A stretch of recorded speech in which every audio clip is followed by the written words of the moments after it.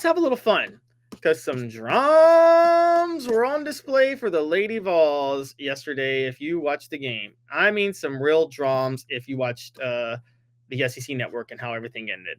Something that I didn't think would happen or would be the case did happen, and it was honestly one of the weirdest, most awkward things to witness. I'm going to pull up the photo for you guys. After Tennessee beat Texas A&M, someone for the SEC Network decided to put Kim Caldwell next to Kellie Harper at the SEC Now desk. I'm going to show you guys this picture now, okay? So I'm pulling this up. I'm trying to... Sorry, just give me 1 second. I'm trying to see. Okay, looks like this is the best way I can do it. I apologize. I was trying to see if I could get myself in. Here we go. This is what I was wanting to do. I was wanting to get myself in. I was wanting to get myself in the shot a little bit. So, anyways, you guys see that? Kim Caldwell is sitting next to Kellie Harper. Tell me this isn't one of the most awkward things you could ever witness. Okay, for those who don't remember, Kellie Harper lost her job last year at Tennessee. She was fired.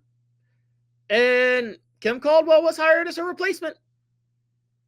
And this is what we're noticing now. Kim Caldwell is sitting at the desk with Kellie Harper. Harper is doing work for SEC Network during the SEC tournament. She is a guest on SEC Now. Funny enough, she was on there with Nikki Fargas, another former Lady Vol who won a national championship with the Lady Vols, just like Kellie Harper did, playing for them in the 90s. Both of them won as players for Pat Summitt in the 90s. Kellie Harper was part of the three-peat from 96 to 98. Nikki Fargas won in 91, and both also went into coaching, although Nikki Fargas resigned from LSU in 2021. She was Nikki Caldwell at Tennessee. Both were on the desk. Kellie Harper actually had to ask Kim Caldwell a question. The question was, how does Tennessee basically pivot and right the ship against Vanderbilt, who beat them earlier in the year? Fair question. I mean, Vanderbilt did beat them. It was by 1 in Nashville. I think Tennessee, it's not the same playing Vanderbilt on a neutral court. This SEC tournament's in Greenville. But it was a fair question. But Nikki Fargas did ask most of the questions because it was an awkward situation. Kellie Harper handled it with class, as she handles everything with class. I don't think she was the best coach for the Lady Vols, but I think she did handle herself with grace and class, as did Holly Warlick. This isn't the first time something awkward like this has been a part of the women's basketball program. So one of the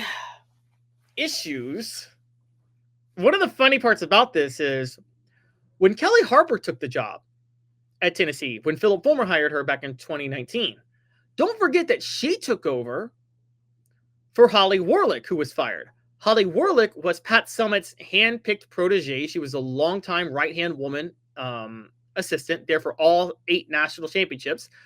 And when Kellie Harper was playing at Tennessee, if you think about it, Holly Warlick was the first All-American at Tennessee, and she was a guard.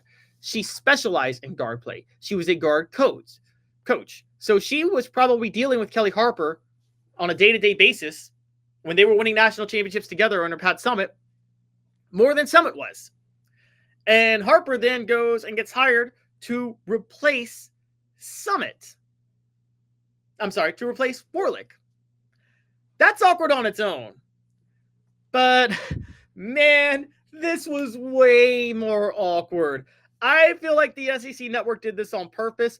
I want to see Kellie Harper and Kim Caldwell do a sit-down one-on-one interview, though. That would be funny. What do you guys think? Was this awkward? I mean, it was kind of weird to watch. You know what? I'm going to ask that as a poll question. First, the question is, could SEC basketball be overrated this year? 22 votes, 50-50. Straight at 50-50, yes, no. 50% say yes, 50% say no. Okay, so the next question. Kim Caldwell sitting next to Kellie Harper at SEC Network desk was awkward or classy? Both are Lady Vols. Okay, let's do it like that. Awkward or classy? I'm going awkward. Now, Kim Caldwell did handle it. I mean, Kellie Harper did handle it with class. I think it might have actually been a little more awkward for Kim Caldwell than Kellie Harper. Do you really want to sit next to the person whose job you were hired to take? Who's like That's an awkward situation. I don't think I'll pull this clip up real quick. I think there was one reaction in 2017 where Fulmer and Majors finally didn't really mend fences. I can't find the here we go. Yes, this is what it reminds me of. There was an event honoring Doug Dickey. And in 2016, something we never thought would happen did happen. I'm going to pull it up. Philip Fulmer and Johnny Majors shook hands. Check this out. Doug Dickey right there, standing over Philip Fulmer and Johnny Majors as they shake hands. In case you guys forgot, that was one of the most bitter splits in the history of college athletics. Philip Fulmer was Johnny Majors' assistant. He was the offensive coordinator. He was an assistant for 13 years at Tennessee under Johnny Majors from 1980 to 1992.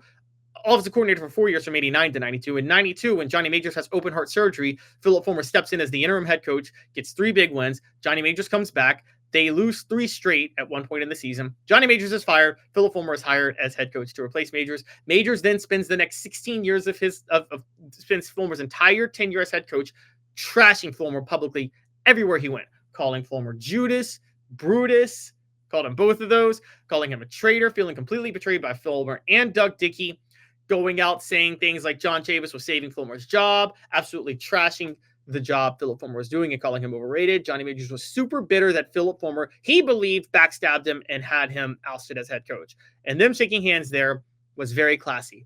That was just a handshake moment, though, 24 years after the firing. These two had to sit down, Kim Caldwell and Kellie Harper, and had to sit down and have a conversation less than a year after Kellie Harper was fired. I mean, what do you guys think about that? Vote on the poll question. Leave some comments. I got some thoughts. First, a quick message from Ted Russell, Super Dealer. Like a blast from the past, the Super Dealer is back. Look to the skies, Knoxville. The Super Dealer is fighting for price, service, and the American made. Ted Russell Ford is your Super Dealer, just in time for Truck Month. Save up to $5,350 on this new Ford F-150 XLT Hybrid, or save up to $7,000 on this new Ford Expedition. Come see the Super Dealer today at either Ted Russell Ford. All right, the poll question regarding Kellie Harper and Kim Caldwell sitting next to each other at the SEC Network desk. It was awkward or classy? 70% of 10 votes, 7 of 10 voters so far say it was awkward. 3 of 10 say it was classy, but with their Lady Vols. Maybe it was both, but guys, come on, it was awkward. It was awkward to watch. If you were Kim Caldwell, you would probably be upset that happened with you, okay? And I couldn't blame her. That's a little weird. That's a little weird that they made her do that. And it's a little unfair to Kellie Harper too, but I think it's a little more unfortunate for the person who was hired to take the job. Kim Caldwell had nothing to do with Kellie Harper losing her job. Absolutely nothing. Okay. To make her be put in that situation. And Kellie Harper, she's a very classy person. So was Holly Warlick. Neither of them held ill will or resentment to their replacements. They haven't shown any of that. So that gives me the idea that they understand it's a business, but also that they can't blame the person that was hired to replace them because it's not that person's fault. That's where the difference with them and Johnny Majors comes. There are some questions about the role Philip Fulmer played, to be fair, and Johnny Majors getting ousted. But more than anything, let's just be honest. Kim Caldwell and Kellie Harper here. It's awkward. It's awkward. It's not something anybody really was comfortable seeing. That's certainly the case. But hey, look, sometimes people have to be classy to people who took their jobs. Most of the time, if a president loses his re-election bid to another president, guess what he has to do typically? He has to welcome he doesn't have to, but he typically welcomes a new president to the White House. In 1992, George Bush Sr. lost to Bill Clinton. He lost his re-election bid. He welcomed Bill Clinton to the White House and then left him a letter on the desk saying, "I'm rooting for you. You're now president of the country." Jimmy Carter had to do the same thing to Ronald Reagan in 1980. Gerald Ford did the same thing to Jimmy Carter in 1976. Herbert Hoover did the same thing to FDR in 1932.